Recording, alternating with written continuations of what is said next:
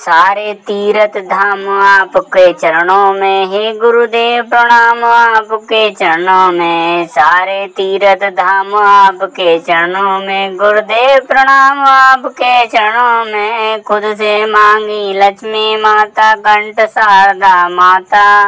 मुख से वचन कहे गुरु, वो वचन सिद्ध हो जाता है। गुरु ब्रह्मा है, गुरु विष्णु है, शंकर भगवान। अरे सारे तीर्थ धाम आपके चरणों में, गुरुदेव प्रणाम आपके चरणों में। जन्म के दाता पिता आप हैं, कर्म के विधाता आप।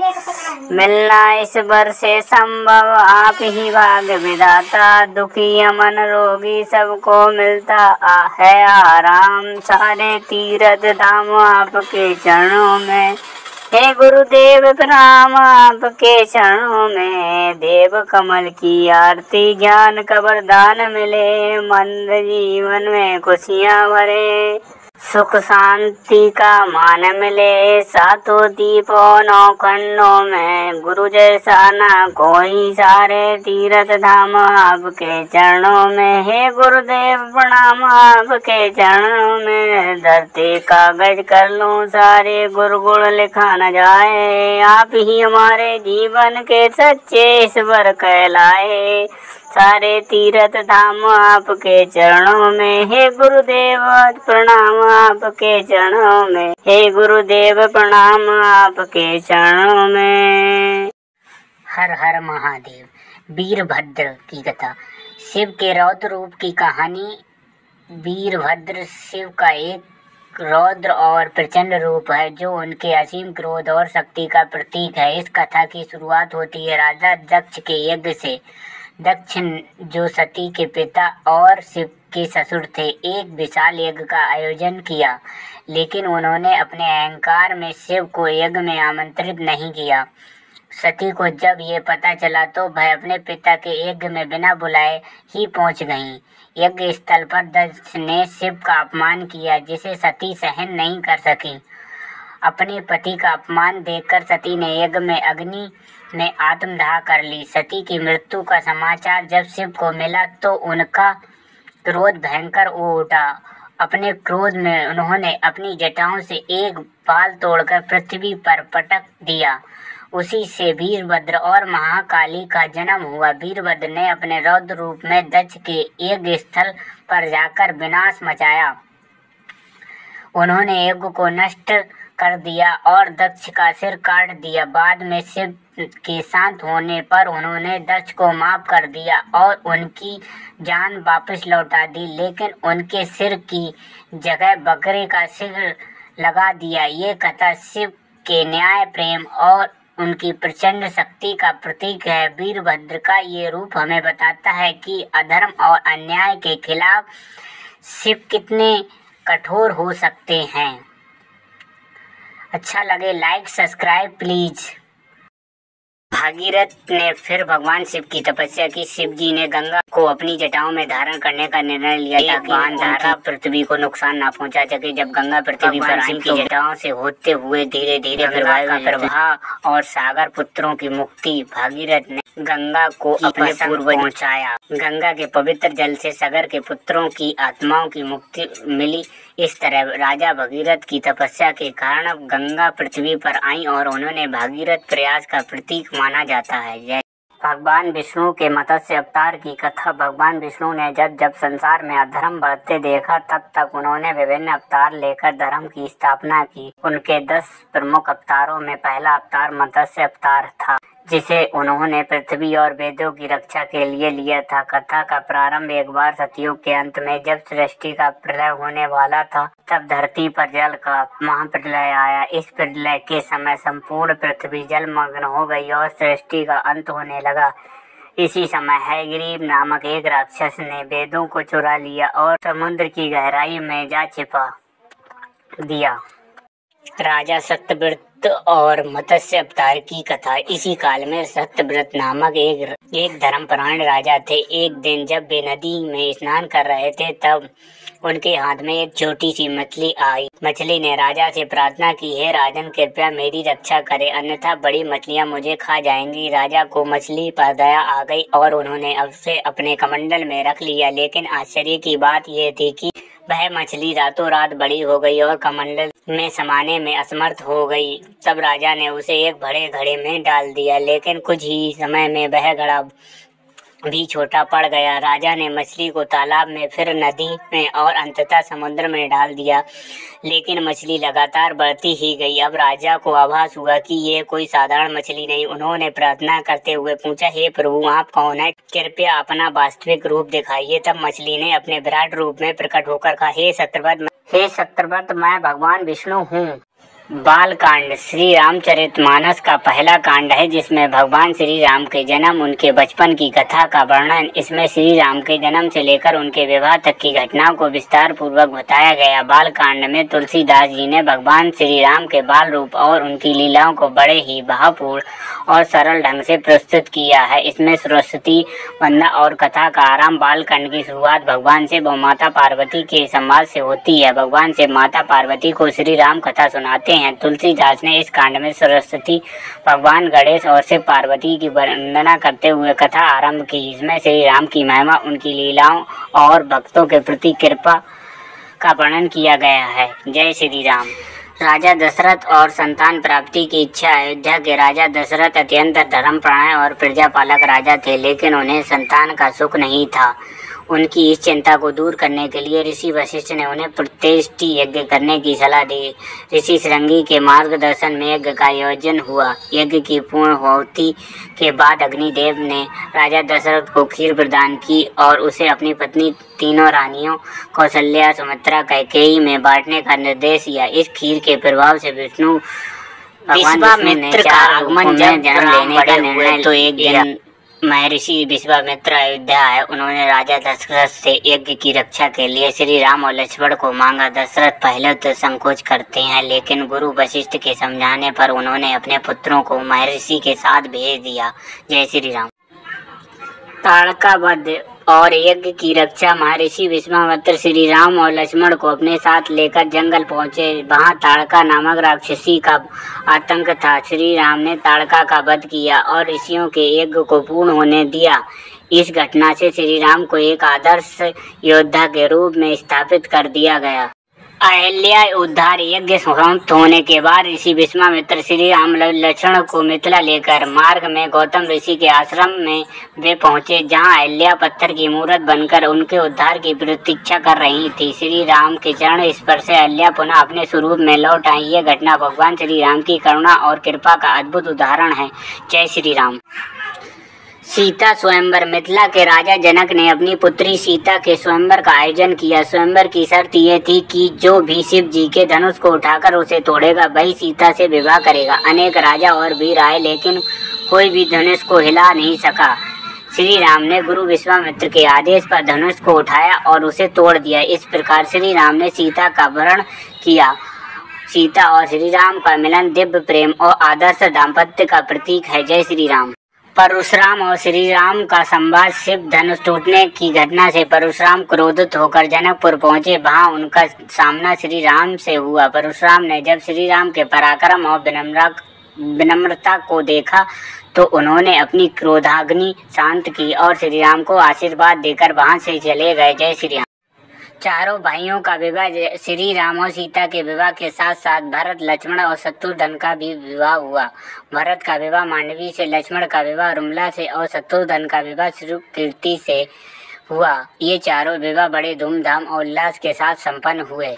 अयोध्या वापसी और बालकांड का समापन। विवाह के बाद सभी लोग अयोध्या लौटे आए। अयोध्या में हर्ष और आनंद का वातावरण था। भगवान श्री राम के जन्म और विवाह ने अयोध्या के जन जन को सुख और संतोष से भर दिया। निष्कर्ष, बालकांड श्री राम के बाल्य से लेकर उनके विवाह तक की कथा को अत्यंत मार्मिक और रोचक ढंग से प्रस्तुत करता है। इसमें श्री राम की बाल लीला, उनके आदर्श चरित्र और धर्म पालन की अद्भुत झलक मिलती है। ये कांड हमें आदर्श जीवन जीने और धर्म के भगवान शिव महादेव को हिंदू धर्म में अत्यंत पूजनीय और शक्तिशाली देवता माना गया है। पुराणों और शास्त्रों में महादेव के कई रूपों और अवतारों का वर्णन मिलता है। इनमें से 21 प्रमुख अवतारों का उल्लेख शिव पुराण और अन्य ग्रंथों में किया गया है। इन अवतारों का उद्देश्य संसार के कल्याण, अधर्म का नाश और धर्म की स्थापना करना था। यहाँ भगवान शिव के 21 अवतारों का वर्णन है। 1. महाकाल। यह अवतार अधर्मियों और राक्षसों के संहार के लिए हुआ। महाकाल काल का भी नाशक माने जाते हैं। 2. तर्कनाथ। इस अवतार में भगवान शिव ने तारकासुर राक्षस का वध किया। 3. अर्धनारीश्वर। इस रूप में शिव और शक्ति का संयुक्त रूप प्रकट होता है, जो सृष्टि की रचना, पालन और संहार का प्रतीक है। 4. भैरव। भैरव रूप में भगवान शिव ने ब्रह्मा के अहंकार को नष्ट करने के लिए अवतार लिया। 5. वीरभद्र। वीरभद्र अवतार दक्ष प्रजापति के यज्ञ को नष्ट करने के लिए लिया गया था। 6. नंदीश्वर। इस रूप में भगवान ने नंदी बैल के रूप में अवतार लिया, जो शिव के वाहन और भक्त हैं। 7. शरभेश्वर।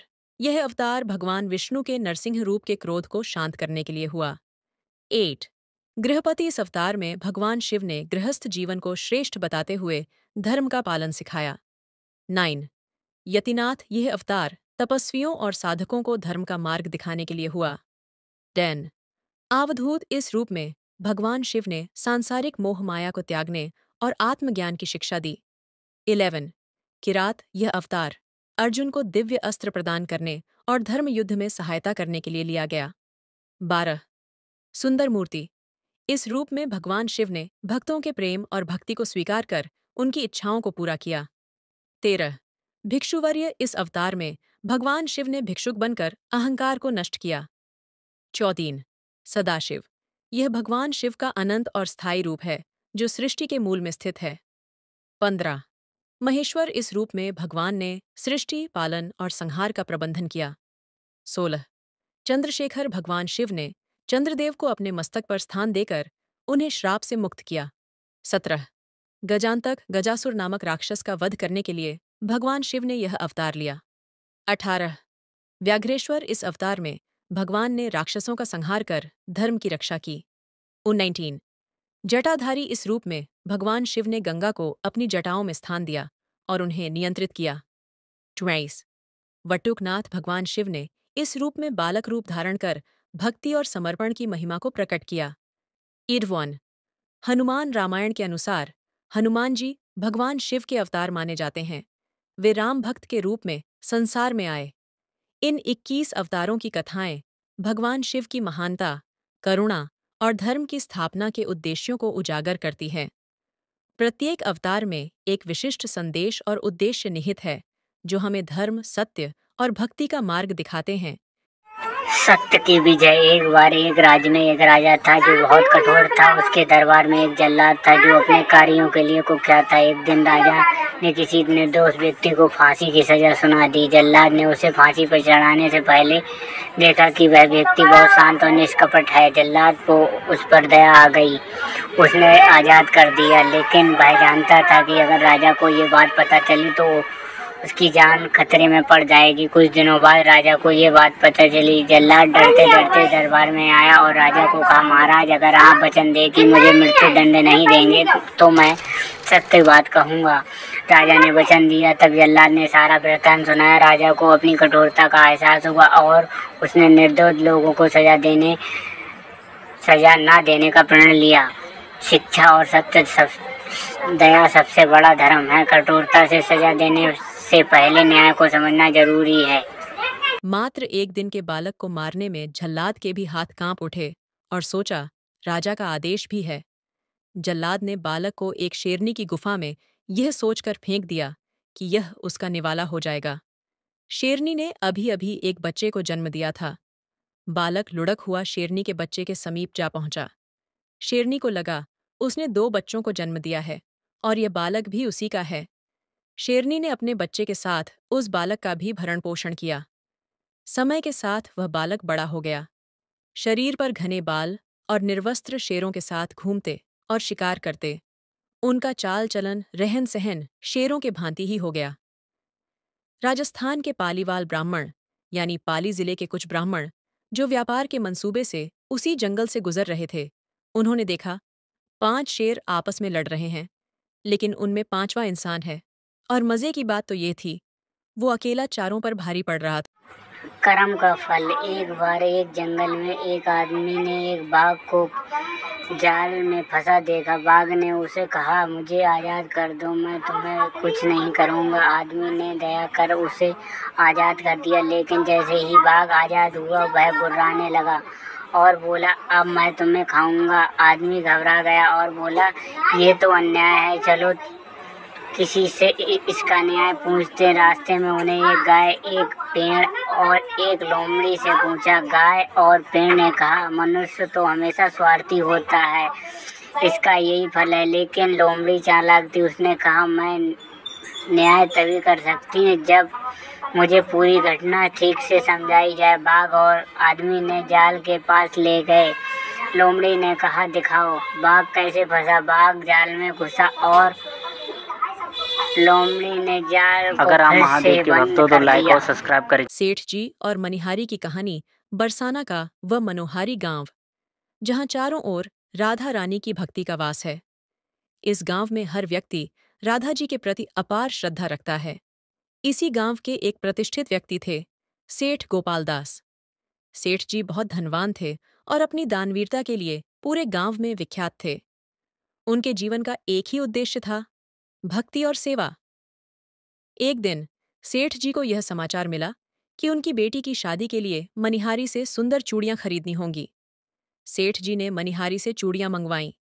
मनिहारी का नाम था गोमती। वह अपने काम में माहिर थी और गांव की हर बेटी बहू के लिए विशेष चूड़ियां बनाती थीं। उसने सेठ जी की बेटी के लिए भी अद्वितीय चूड़ियां बनाई थीं। राधा रानी का आगमन। एक दिन गोमती अपने घर पर चूड़ियां बना रही थीं। तभी एक सुंदर युवती उसके पास आई। उसके चेहरे पर अद्भुत तेज था और उसकी मुस्कान इतनी मोहक थी कि गोमती मंत्रमुग्ध हो गई। वह युवती कोई और नहीं बल्कि स्वयं राधा रानी थीं। राधा रानी ने गोमती से कहा, क्या तुम मेरे लिए चूड़ियां बना सकती हो? गोमती ने बड़ी विनम्रता से कहा, राधा जी, ये तो मेरे लिए सौभाग्य की बात है। आप बैठें, मैं आपके लिए सबसे सुंदर चूड़ियां निकालती हूँ। राधा जी ने खुशी खुशी चूड़ियां पहनी और चली गईं। सेठ जी का चुकाने का प्रण। कुछ दिनों बाद सेठ गोपाल दास अपनी बेटी की चूड़ियों का मोल चुकाने के लिए गोमती के घर पहुंचे। उन्होंने पैसों से भरी एक बड़ी थैली गोमती के सामने रख दी और कहा, इसमें जितना चाहो उतना ले लो। गोमती ने थैली को देखकर कहा, सेठ जी, यह सब क्यों? सेठ जी ने बताया कि वह अपनी बेटी की चूड़ियों का मोल चुकाने आए हैं। गोमती के चेहरे पर मुस्कान आई और उसने कहा, सेठ जी, मेरी चूड़ियों का मोल बहुत छोटा है, मैं इससे संतुष्ट हूं। सच्चाई का उजागर होना सेठ जी को यह सुनकर आश्चर्य हुआ। उन्होंने पूछा, लेकिन तुमने इतनी खुशी से चूड़ियां बेचीं, फिर तुम पैसे क्यों नहीं लेना चाहती? गोमती ने नम्रता से कहा, सेठ जी, मैं पैसे इसलिए नहीं ले सकती क्योंकि ये चूड़ियां मैंने स्वयं राधा रानी को पहनाई हैं। सेठ जी को विश्वास नहीं हुआ। उन्होंने पूछा, क्या सच में राधा रानी तुम्हारे पास आई थीं? गोमती की आंखों में आंसू आ गए। उसने कहा, हाँ सेठ जी, उन्होंने मेरी बनाई चूड़ियां पहनकर मुझे धन्य कर दिया। अब मैं उनके चूड़ियों का मोल नहीं ले सकती। सेठ जी का समर्पण। सेठ जी यह सुनकर स्तब्ध रह गए। उनकी आंखों में भी आंसू आ गए। उन्होंने कहा, गोमती, तुम्हारी भक्ति और सौभाग्य को नमन करता हूं, लेकिन यह मेरा कर्तव्य है कि मैं तुम्हें यह धन दूं। गोमती ने मना किया, पर सेठ जी ने वह थैली वहीं छोड़ दी और सीधे राधा रानी के मंदिर की ओर चल पड़े।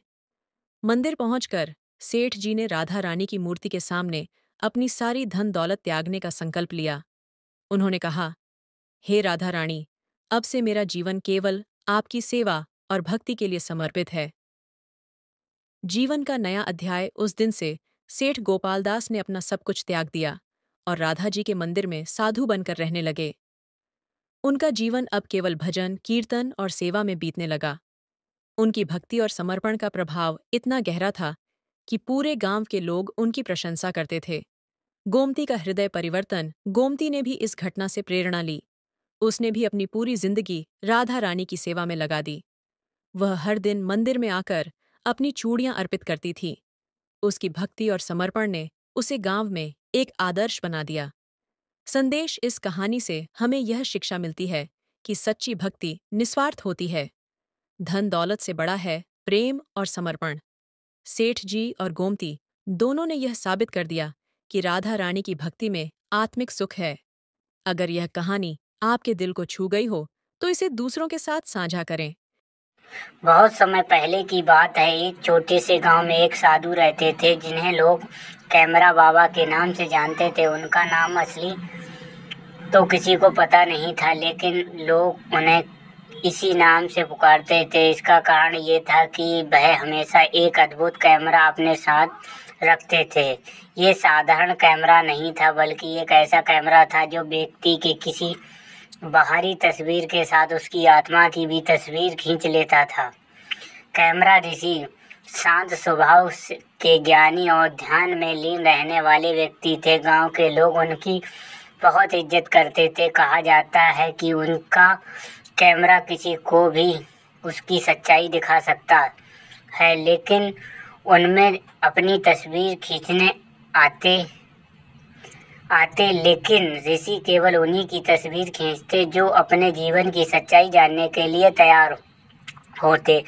कैमरे की सबसे बड़ी खासियत ये थी कि उसकी तस्वीर केवल व्यक्ति की बाहरी रूप को नहीं, बल्कि उसकी आंतरिक भावनाओं, कर्मों और चरित्र को भी दिखाती थी। अगर कोई ईमानदार होता तो तस्वीर में उसकी आत्मा तेजस्वी और उज्जवल दिखाई देती, लेकिन अगर किसी ने बुरे कर्म किए होते तो उसकी आत्मा तस्वीर में काली और धुंधली नजर आती। एक दिन गांव के मुखिया ने ऋषि से पूछा, महात्मा जी, ये कैमरा आपको कहाँ से मिला? ऋषि मुस्कुराए और बोले, ये कोई साधारण कैमरा नहीं है, ये मुझे वर्षों की तपस्या के बाद भगवान से वरदान स्वरूप मिला। इसका उद्देश्य लोगों की सच्चाई दिखाना और उन्हें आत्मा के शुद्धिकरण का मार्ग दिखाना। गांव में हलचल। एक दिन गांव में एक अमीर व्यापारी आया। वह बहुत घमंडी और लालची था। उसने कैमरा ऋषि के बारे में सुना, उनके पास गया। उसने ऋषि से कहा, महात्मा जी, मेरी तस्वीर खींचिए और जानना चाहता हूँ कि मैं कैसा इंसान हूँ। ऋषि ने उसे गंभीरता से देखा और कहा, क्या तुम सच्चाई जानने के लिए तैयार हो? व्यापारी हंसते हुए बोला, मुझे डर किस बात का है, मैं एक सफल और नेक इंसान हूँ। ऋषि ने कैमरे की तस्वीर खींची और उसे दिखाया। जैसे ही व्यापारी ने तस्वीर देखी, उसके चेहरे का रंग उड़ गया।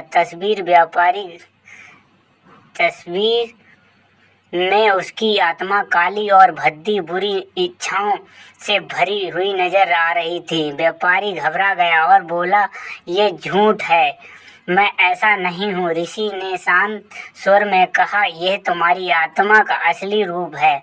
बाहरी दिखावे से सच्चाई नहीं बदलती। अगर तुम अपने जीवन को सुधारना चाहते हो तो तुम्हें अपने कर्म बदलने होंगे। परिवर्तन की शुरुआत। व्यापारी को अपनी गलतियों का एहसास हुआ। उसने ऋषि से पूछा, महात्मा जी, क्या आप अपनी आत्मा को शुद्ध कर सकते हैं? ऋषि ने कहा, हर व्यक्ति को दूसरा मौका मिलता है। सच्चे दिल से अपने बुरे कर्मों के लिए प्रायश्चित करो और अच्छे कर्मों का मार्ग अपनाओ। उस दिन से व्यापारी ने लालच छोड़ दिया और जरूरतमंदों की मदद करने लगा। उसने गांव में एक धर्मशाला बनाई जहां गरीब लोग खाना खा सकते थे। कुछ महीने बाद वह ऋषि के पास आया और अपनी तस्वीर खिंचवाई। इस बार तस्वीर में उसकी आत्मा पहले से कहीं अधिक उज्जवल और स्वच्छ दिखाई दी। कैमरा ऋषि का संदेश। गांव के बाकी लोग भी कैमरा ऋषि के पास आने लगे। जो लोग अपने कर्मों के प्रति ईमानदार थे, उनकी आत्मा की तस्वीर उज्जवल होती थी। लेकिन जो लोग धोखा, लालच और झूठ के रास्ते चल रहे थे, उन्हें अपनी तस्वीर देखकर गहरा झटका लगता था। एक दिन गांव का एक युवा व्यक्ति जो चोरी और धोखाधड़ी करता था ऋषि के पास आया। उसने ऋषि से तस्वीर खींचने को कहा। तस्वीर में उसकी आत्मा इतनी धुंधली और कमज़ोर थी कि भय रोने लगा। उसने ऋषि से पूछा, महात्मा जी, क्या मेरा भी कोई उम्मीद है? ऋषि ने उसे समझाया, हर व्यक्ति के भीतर अच्छाई का बीज होता है। अगर तुम इसे पोषित करोगे तो तुम्हारी आत्मा भी उज्जवल हो जाएगी। अपने जीवन में सच्चाई और परोपकार को अपनाओ। उस युवक ने ऋषि की बात मानी और अपना जीवन बदल लिया। कैमरे का रहस्य। लोगों ने एक दिन ऋषि से पूछा, महात्मा जी, ये कैमरा वास्तव में जादुई है? ऋषि मुस्कुराए और बोले, ये कैमरा केवल एक माध्यम है। सच्चाई को देखना और स्वीकार करना हर व्यक्ति के भीतर की शक्ति है। जब तुम अपनी गलतियों को स्वीकार करके सुधार की कोशिश करते हो तो तुम्हारी आत्मा स्वच्छ हो जाती है। कैमरा ऋषि का अंत। कुछ समय बाद कैमरा ऋषि ने गांव छोड़ दिया। उन्होंने कहा, अब मेरे पास रहने का समय समाप्त हो गया। मैंने जो संदेश देना था वह दे दिया। अब ये तुम्हारे ऊपर है कि तुम अपने जीवन में इसे कैसे लागू करते हो। गांव के लोग उसे विदा करने के लिए इकट्ठा हुए। उन्होंने कहा, महात्मा जी, आप हमें हमेशा याद रहोगे। आपने हमें सच्चाई और आत्मा की शुद्धता का महत्व सिखाया। ऋषि मुस्कुराया और कहा, याद रखना, हर व्यक्ति का जीवन एक दर्पण है। जैसा तुम देखोगे वैसा ही तुम बनोगे। अपने कर्मों को शुद्ध रखो और सच्चाई को अपनाओ। यही जीवन का सबसे बड़ा सत्य है। कहानी का संदेश। कैमरा ऋषि की कहानी हमें सिखाती है कि बहादुरी, दिखावा और आडंबर जीवन में कुछ भी नहीं। असली सच्चाई हमारे कर्मों और आत्मा में छिपी होती है। जब हम अपनी गलतियों को स्वीकार कर उन्हें सुधारने का प्रयास करते हैं तभी हमारा जीवन उज्जवल और सार्थक बनता है। खाटू श्याम बाबा। प्रेरणा और विश्वास की कहानी। खाटू श्याम बाबा, जिन्हें भगवान श्री कृष्ण के वरदान प्राप्त है, उन्हें भक्तों के लिए संकट मोचन और प्रेरणादायक स्रोत हैं। उनके चमत्कारों की अनेक कथाएं आज श्रद्धालुओं को जीवन में विश्वास और भक्ति की राह दिखाती हैं। बाबा का जन्म महाभारत के समय हुआ था। वे बर्बरी के रूप में जन्मे थे और उनकी भक्ति, वीरता और बलिदान की कहानी हमें जीवन में कठिन संघर्षों आगे बढ़ने की प्रेरणा देती है। बर्बरी का बलिदान। महाभारत युद्ध के दौरान बर्बरी, जो महान योद्धा और भीम के पोते थे, ये युद्ध में भाग लेने की इच्छा जताई, लेकिन एक उनका संकल्प था कि वे हमेशा हारने वाले का पक्ष के साथ देंगे। श्री कृष्ण ने उनकी भक्ति और निष्ठा का परीक्षण लिया और पूछा कि यदि वे युद्ध में शामिल होते हैं तो किसी विजयी बनाते हैं। बर्बरी ने जवाब दिया कि वे हमेशा कमजोर पक्ष के साथ खड़े होंगे। श्री कृष्ण को एहसास हुआ कि बर्बरी के युद्ध में शामिल होना परिणाम को उल्टा हो सकता है, इसलिए उन्होंने बर्बरी